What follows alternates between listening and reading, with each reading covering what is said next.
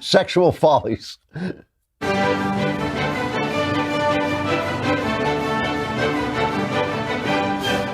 So at the Institute for Family Studies, Nicholas Wolfinger, a sociologist at the University of Utah, concluded in his study that Americans who remained celibate until they were married were quite likely to say they were in a very happy marriage. Conversely, women with the lowest odds of marital happiness were those with 6 to 10 sexual partners in their lives. So it turns out the standard wisdom was true, and that is, how often does that happen? I've been reading a lot about the way people form their moral opinions. And I've read this book called Just Babies. I'm reading the book now from Jonathan Haidt, The Righteous Mind. And I love these guys. They're studying how our moral sense evolved, but they don't, we were talking about this yesterday, because they make the assumption of materialism, I don't think they're doing the study properly. And it goes back to this idea of virginity being the best thing, especially for women, before marriage. Don't have sex until you're married. It will make you happier both before and after you are married. And we always knew this, and then we forgot it. In the 60s, they declared it to be suddenly untrue, and everybody said, yes, we can't explain it, so we can't make the argument for it, and therefore, because of birth control, and therefore it must be wrong, right? That was the argument. The argument was, that was in the old days when you might get pregnant, but now you won't get pregnant anymore, so it doesn't matter anymore. In these studies where they try to figure out how people make moral decisions, they have a story called the incest story. And the incest story goes like this. A brother and sister who love each other very much are on a camping trip. They are alone in a cabin, and they decide that they would like to have sex. And so they use double birth control. She's on the pill. He uses a condom. They have sex once. They enjoy it. It brings them closer together. They decide never to do it again, and they never tell anybody, is it wrong? Is it wrong?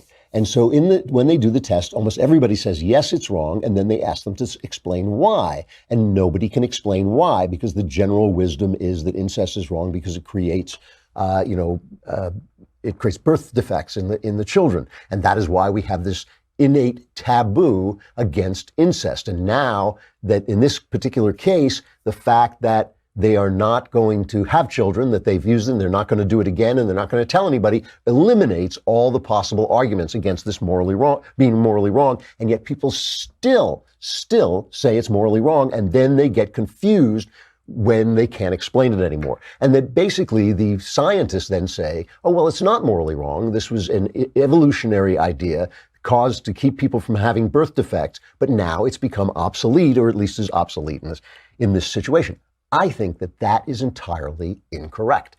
We have developed a moral sense in the same way we've developed eyesight. Okay, we look at things, we see them, the things are there. They may not look exactly like we see them. A glass like the one I'm holding, or a leftist tears tumbler like the one I'm holding, is mostly empty space. I just see it as being a solid object, but that works in my human world, right? I'm seeing it as a human experience, as the human experience of the leftist tears tumbler. The same thing is true with morality. We see it. Sometimes we see the wrong thing, and we have to correct it with reason. That is why we have reason, one of the reasons we have reason. But that doesn't mean because we can't explain it, it isn't there. The scientists are making a mistake. Now, my son Spencer explained this to me. It's Aristotle. Here he is. We have him on the show because if I could have my son Spencer on the show, I would have him. But instead, I have a bust of Aristotle.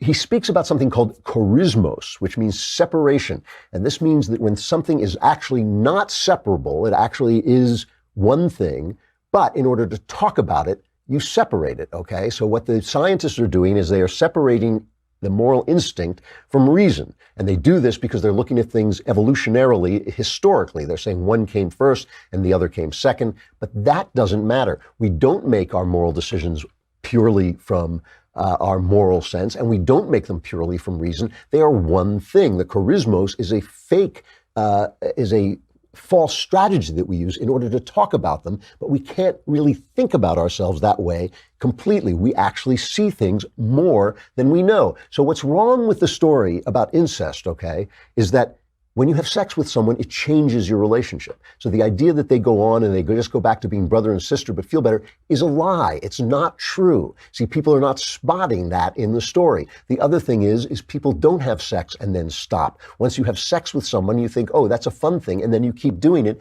And thirdly, a brother-sister relationship is a thing. It is a kind of thing. And when you violate the kind of thing that it is, you have set off all kinds of shockwaves in the world that you don't know how they're going to play out in your relationship. Most people know that when they have sex with someone, they have set down a road in which they're either going to end up getting married or it's going to get ugly. One of those two things is going to happen. Very rare that it happens otherwise, though sometimes it does.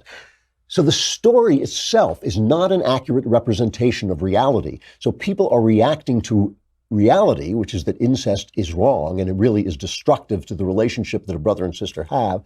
But in the context of the story, which is a fantasy, a complete fantasy, they can't explain why their instinct is wrong, see?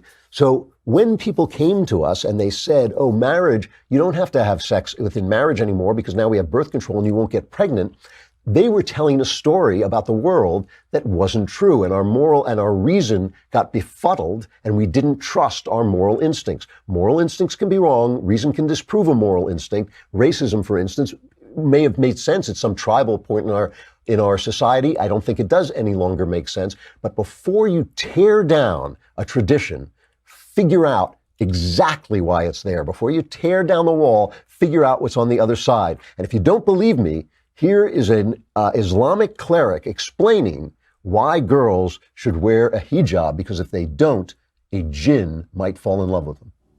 Then don't forget that there are other creations besides men. There are men who are going to look at you, but at the same time, a jinn may fall in love with you. And this is something very, very common. I had a case where a jinn had possessed a sister. She was waiting at the bus stop and the jinn fell in love with her. She was walking through a park and the jinn followed her. She was waiting at the bus stop and the jinn fell in love with her and it actually possessed her. And when they fall in love, they're very, very difficult to remove because their love is like almost a blind type of love. It's like, I would rather die than leave this individual. Okay, never mind the hijab, but stay out of people's beds until you're married.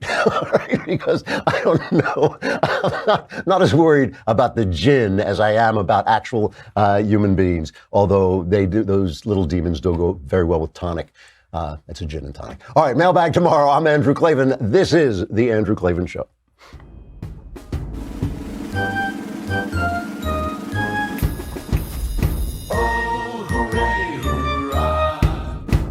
The Andrew Klavan Show is produced by Robert Sterling. Executive producer, Jeremy Boring. Senior producer, Jonathan Hay. Our supervising producer is Mathis Glover. Technical producer, Austin Stevens. Edited by Alex Zingaro. Audio is mixed by Mike Cormina. Hair and makeup is by Jesua Alvera. And our animations are by Cynthia Angulo and Jacob Jackson. The Andrew Klavan Show is a Daily Wire Forward Publishing production. Copyright Forward Publishing 2018.